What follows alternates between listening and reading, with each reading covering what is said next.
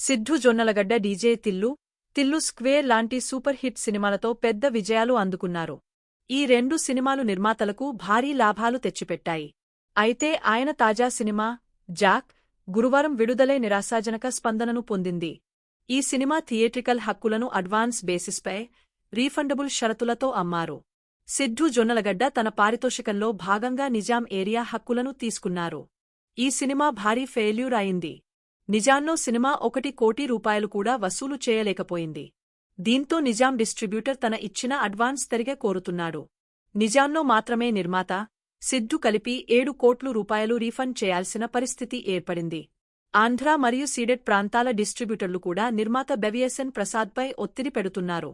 ఈ సినిమా భారీ బడ్జెట్తో తెరకెక్కినప్పటికీ విడుదలకు ముందు ఖర్చులు తిరిగి రాలేదు. సిద్ధూ భారీ పారితోషికం తీసుకున్నందున నష్టాలను తగ్గించేందుకు ఆయన తన రెమ్యునరేషన్లో భారీ భాగాన్ని వెనక్కి ఇవ్వాల్సి వచ్చింది. ఈ సినిమా 1 సంవత్సరం ఆలస్యం అయింది.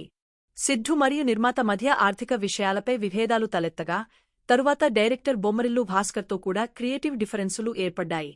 జాక్ సినిమా ఫైనాన్షియల్స్తో సిద్ధూ జొన్నలగడ్డతో పాటు మొత్తం బృందం తీవ్ర ఆందోళనకు గురైంది. డిస్ట్రిబ్యూటర్లకు జరిగిన భారీ నష్టాలకు వారు ఎలా నష్ట పరిహారం చెల్లిస్తారో చూడాలి.